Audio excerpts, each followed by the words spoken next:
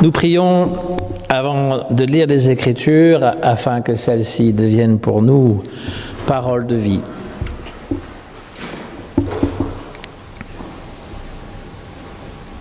Seigneur, veuille nous révéler ta sagesse. Par l'Esprit qui vient de toi, nous connaîtrons tout ce que tu nous as donné et nous en parlerons. Non pas avec les mots de la sagesse humaine, mais avec ceux que nous enseigne l'Esprit. Amen.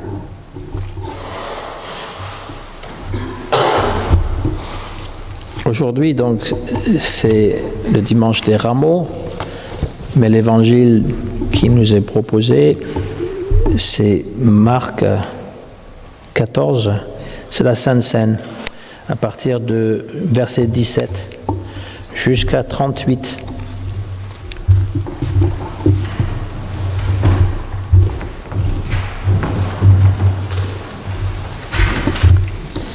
C'est un texte que vous connaissez bien. Le soir étant venu, il arriva avec les 12.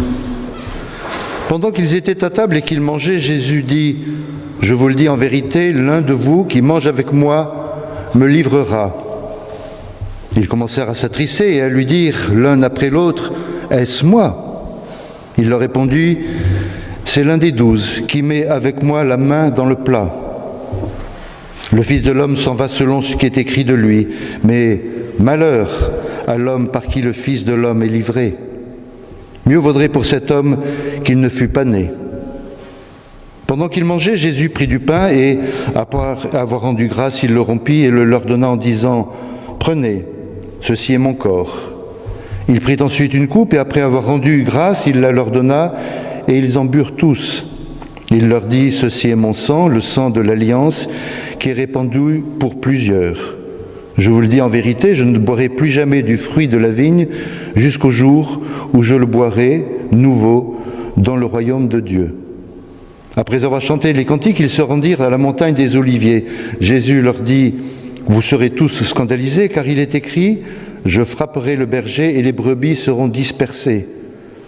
Mais après que je serai ressuscité, je vous précéderai en Galilée. » Pierre lui dit : « Quand tous seraient scandalisés, je ne serai pas scandalisé. » Et Jésus lui dit : « Je te le dis en vérité, toi, aujourd'hui, cette nuit même, avant que le coq chante 2 fois, tu me renieras 3 fois. » Mais Pierre reprit plus fortement : « Quand il me faudrait mourir avec toi, je ne te renierai pas. » Et tous dirent la même chose.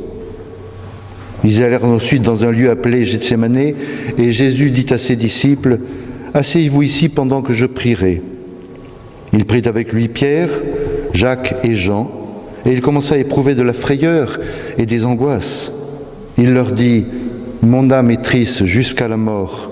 Restez ici et veillez. » Puis, ayant fait quelques pas en avant, il se jeta contre terre et pria que, s'il était possible, cette heure s'éloignât de lui. Il disait : « Abba, Père, toutes choses te sont possibles, éloigne de moi cette coupe. Toutefois, non pas ce que je veux, mais ce que tu veux. » Et il vint vers les disciples qu'il trouva endormis et dit à Pierre : « Simon, tu dors ? Tu n'as pas pu veiller 1 heure ? Veillez et priez, afin que vous ne tombiez pas en tentation. L'esprit est bien disposé, mais la chair est faible. »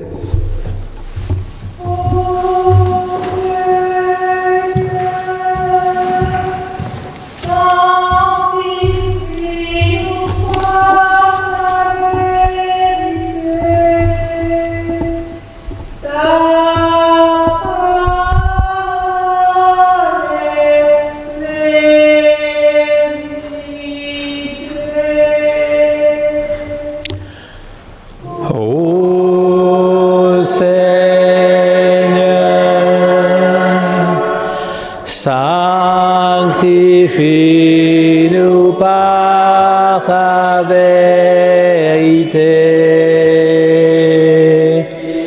Ta parole est vérité.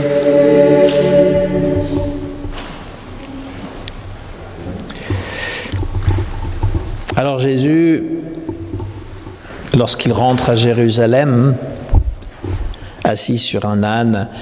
La foule l'acclame. Hosanna au fils de David, béni soit celui qui vient au nom de l'Éternel. Une semaine plus tard, la même foule, lorsque Pilate demandera de choisir qui il devrait gracier, Jésus ou Barabbas, va crier Barabbas, un brigand qui a tué quelqu'un, et ils vont dire de Jésus à mort. La même foule. Parce que les mouvements de foule, c'est comme ça. On est pris dedans.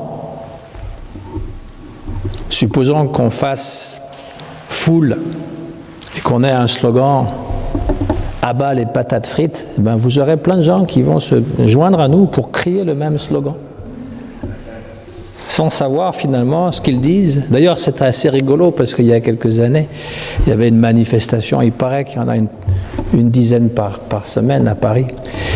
Et donc, je ne comprenais absolument pas de quoi il s'agissait. Ni la banderole, ce qui était marqué, ni même le slogan qui était crié. Pour tout ce que je sache, ils pouvaient crier à bas les patates frites.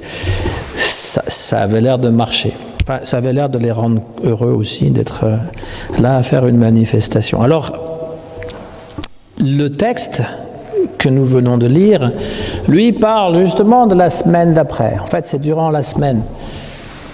Les catholiques appellent cela la semaine sainte, qui va vers Pâques. Et donc nous avons le jeudi saint, le vendredi saint.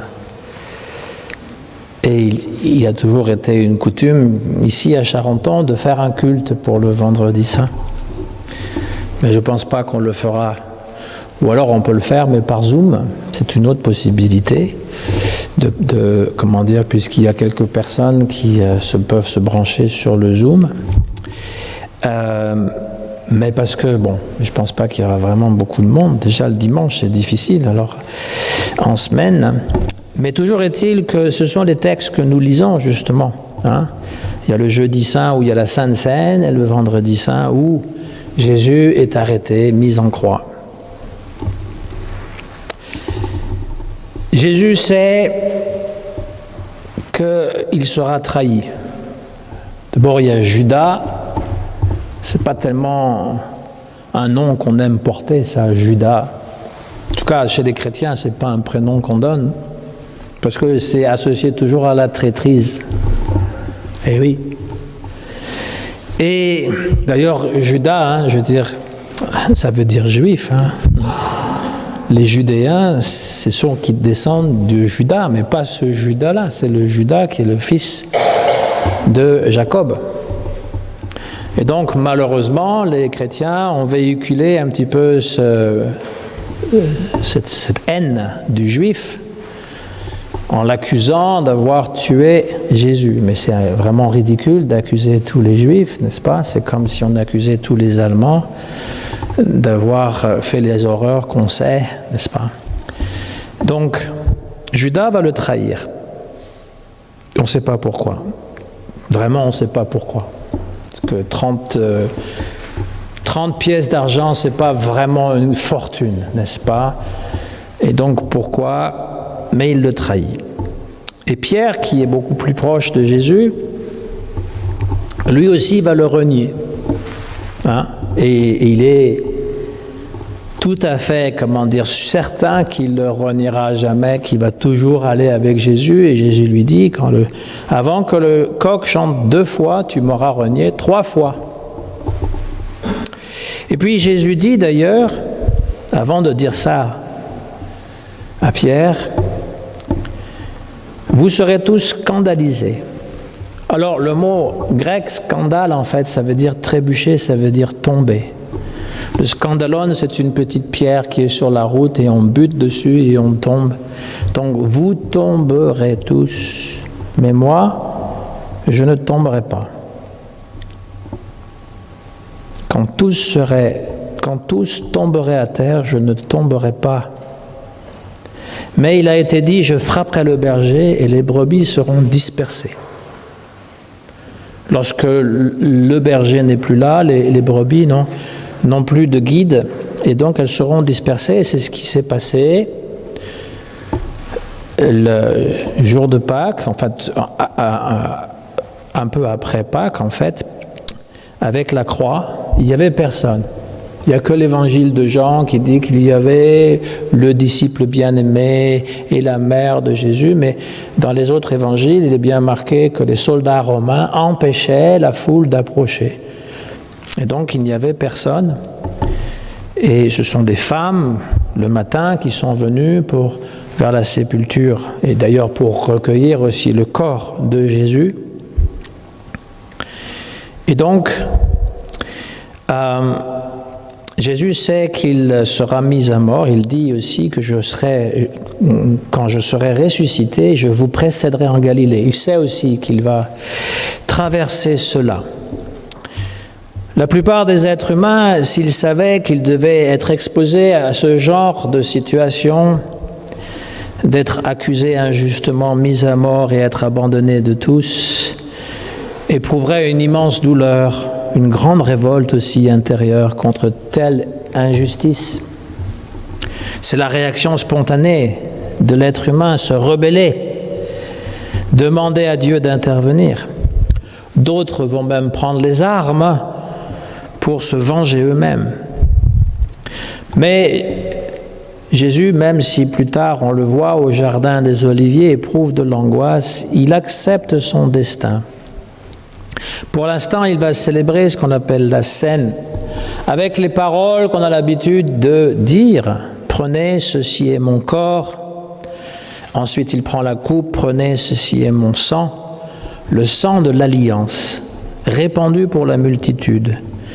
Jésus explique, il fait référence explicitement à l'alliance, parce que dans l'Ancien Testament, il y a un pacte entre Dieu et son peuple qui est scellé par le sang d'un agneau, d'un animal. On faisait des sacrifices sanglants dans le temple.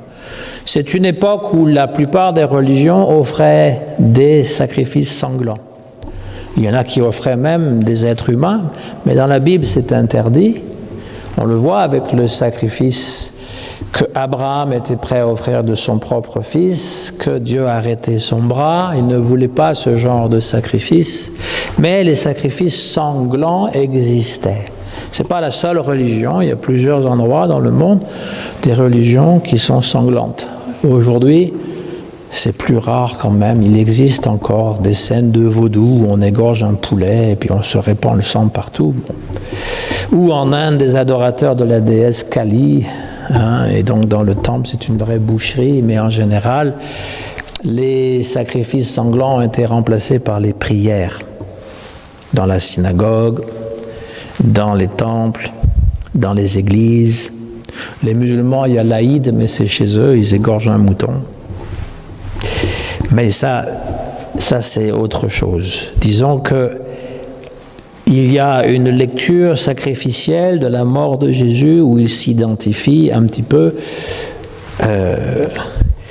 il s'identifie donc à l'agneau pascal. Même si ici il est question de pain et de vin, et qu'il est question aussi de cette alliance qui est dans le cœur des hommes, parce que parallèlement à cette lecture, il y a une lecture qui est proposée aussi aujourd'hui, qui est la lecture de Jérémie 31-31, qui parle de la nouvelle alliance qui est scellée dans le cœur. Je n'écrirai plus les codes de la loi sur des tables de pierre, mais sur le cœur de l'être humain. C'est sa conscience qui va le diriger. Et donc il y a une différence qui est faite avec Jésus entre le cœur de la loi et la lettre de la loi. Que le cœur fait appel à notre conscience. C'est une distinction qui est toujours utile à savoir. Et à la Samaritaine, lorsqu'il la rencontre, il fait aussi cette distinction entre le culte qui est donné à Jérusalem, au temple de Jérusalem ou au mont Garizim, parce que les Samaritains, ils ont leur propre rouleau de la loi et leur propre lieu d'adoration. Et il dit, viendra un jour où ce n'est ni à Jérusalem ni au mont Garizim qu'on rendra un culte, mais ça sera une adoration qui viendra donc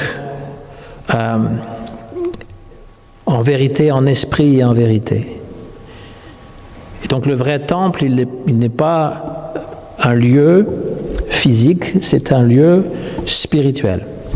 Si nous avons un temple, c'est très pratique évidemment, parce qu'on ne va pas se mettre dans la forêt à prier, encore que quand il fait beau ça va, mais quand il pleut, il fait froid, c'est pas évident. Ou dans un garage, beaucoup d'églises de type évangélique, de type, ethnique, n'ayant pas de lieu de culte, se font des cultes dans les garages.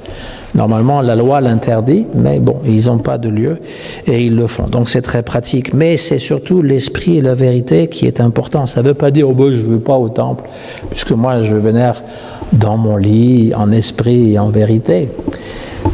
Mais ça veut dire qu'on doit y mettre tout son cœur. Tu aimeras ton Dieu, c'est marqué derrière moi. Tu aimeras de ton Dieu de tout ton cœur, de toute ton âme, de toute ta pensée. Et ton prochain comme toi-même, sans oublier le toi-même. Jésus au jardin des Oliviers éprouve donc une angoisse extrême. Il a pleinement assumé la nature humaine au point où finalement il ressent toute la douleur et toutes les peurs humaines. Il dit qu'il est triste à mourir. Il prie. Il demande au Père d'intervenir, mais ne veut pas non plus lui imposer quoi que ce soit. Cependant, non pas ce que je veux, mais ce que tu veux. Jésus est un modèle, un maître de prière. Parce que lorsque nous sommes angoissés et que nous demandons à Dieu de nous sauver, nous devrions toujours lui laisser le choix de comment il va intervenir et non pas lui demander « fais ceci pour moi » ou même « fais ceci » ou alors « tu n'existes pas ». La prière du semi-incroyant, tu dois répondre à ma demande, sinon je vais te biffer, je vais t'enlever finalement de l'existence, de mon existence du moins. Jésus, lui, il prie d'avoir la vie sauve et Dieu le fait mourir. C'est pour tous ceux qui pensent que la prière est systématiquement exaucée. Je pose cette colle. Pourquoi Jésus, sa prière n'a pas été exaucée? Parce qu'il n'a pas prié avec assez de ferveur? Parce qu'il s'est soumis en disant « ta volonté est non la mienne ». Mais en fait, ça fait plus partie de la prière, ça, ta volonté est non la mienne. Moi, je te demande, et tu es libre de répondre comme tu veux. En fait, Dieu répond à sa prière, mais pas exactement comme il demande. Si Dieu le fait mourir, il le fait passer à travers elle, en dépit d'elle, pour montrer, en fait, qu'il est vainqueur de la prière. Il a été sauvé de la mort d'une manière définitive. Son cœur s'est arrêté de battre. Il a arrêté de respirer. Dans le credo, il est dit, il est descendu aux enfers. Il est dans une transe profonde, dans un lieu où il n'y a aucune pensée, aucune sensation. C'est une sorte de nirvana, de sommeil profond, de néant. Et puis il revient à la vie. Et son corps est transfiguré au point où ses propres disciples ne le reconnaissent pas. C'est une victoire complète sur la mort que Jésus a obtenue par sa prière, totalement ouverte à l'amour de Dieu. Aux disciples, il dit « veillez et priez » afin de ne pas tomber en tentation. L'esprit est bien disposé, mais la chair est faible. La veille ou le jeûne sont des ascèses volontaires qui ont pour tâche de purifier l'esprit, mais la chair est faible. Et quand nous entendons ces choses, nous disons « c'est pas pour moi », mais beaucoup de choses en fait que Jésus nous demande ne sont pas pour nous, semblerait-il. Il est difficile d'être des vrais chrétiens. Il est difficile d'être des bons disciples. Vous imaginez-vous Pierre, Jean, Jacques, ils ont tout quitté. Ils ont quitté leur foyer, ils ont quitté leur emploi leur travail pour suivre Jésus comme des va-nu-pieds, puisque très souvent, ils allaient pieds nus ou avec des sandales. Et Jésus leur demande de veiller, de rester éveillés. Et il dit, la chair est faible, donc son exigence est grande. Les difficultés pour être un bon disciple, manque de volonté, la paresse, les désirs incessants, la confusion mentale, l'instabilité, les doutes, le sentiment que ce que Jésus nous demande de faire est bien au-dessus de nos forces, veiller et prier. Ou au jeune homme riche qui lui demande qu'est-ce qu'il faut faire.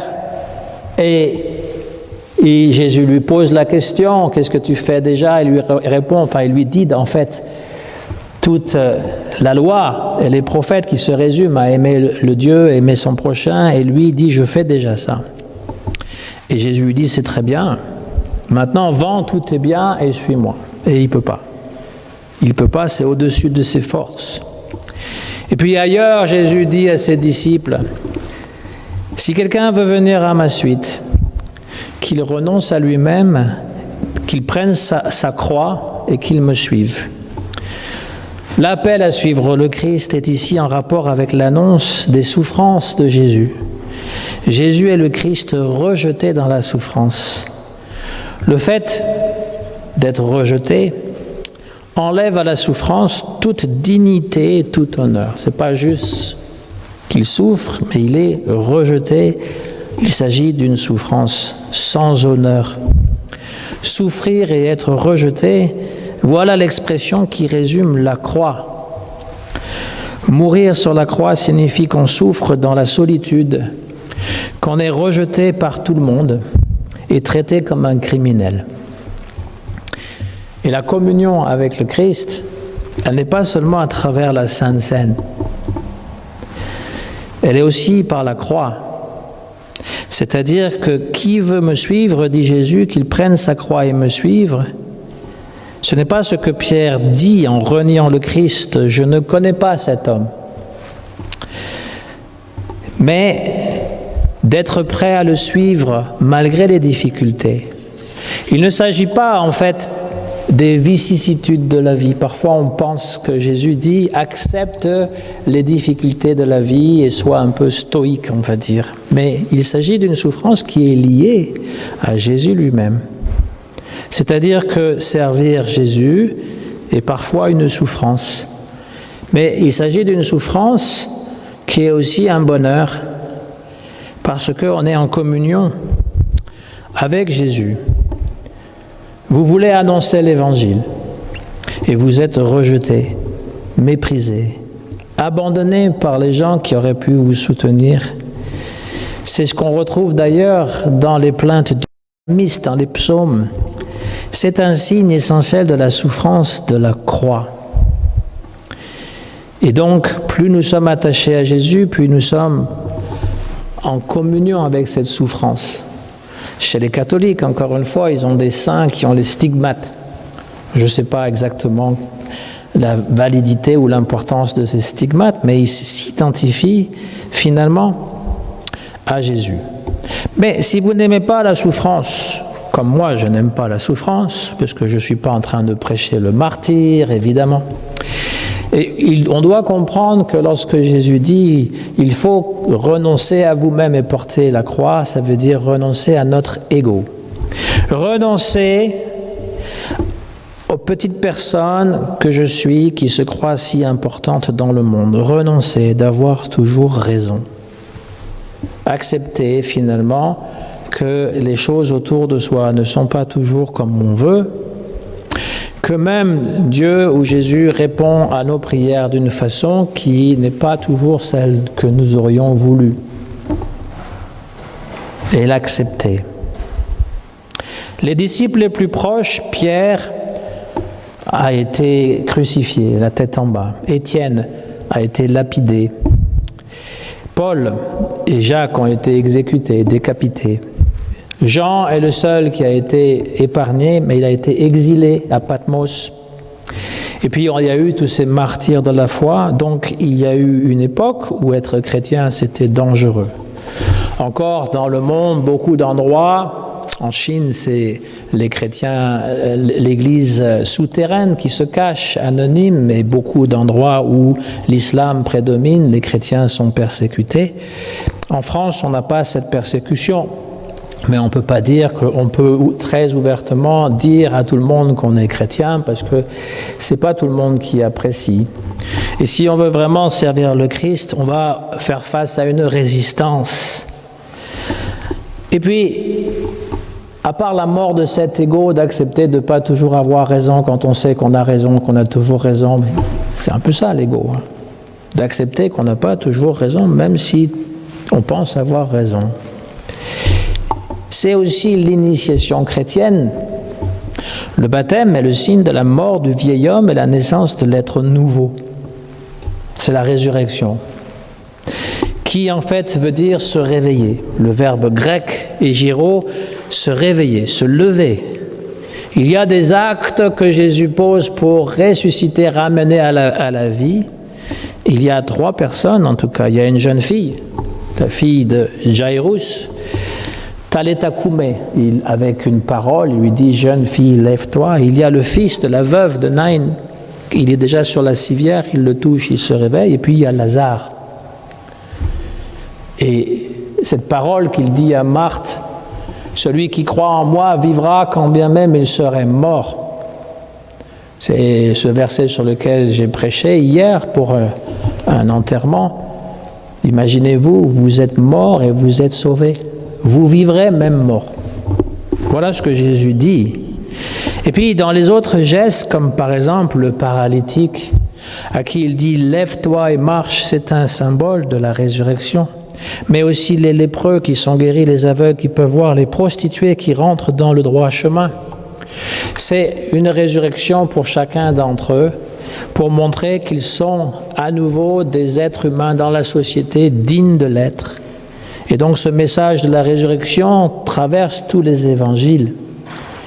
Et ce qu'il nous donne à voir, c'est que au lieu de faire partie de la foule, qui va acclamer tantôt « Vive Jésus, le roi des Juifs », et puis à un autre moment, à mort ou à bas les patates frites, j'ai rien contre les patates frites, mais moi je trouve ça rigolo de dire ça, au lieu de faire partie de cette foule imbécile, parce que la foule n'a pas de logique, eh bien d'être un individu qui ose proclamer, qui ose accepter ce Christ dans sa vie en disant « Je suis chrétien et Christ agit à travers moi et il me transforme et il m'amène à vivre la vie que lui a décidé que je ne vive pas ce que moi j'ai décidé ».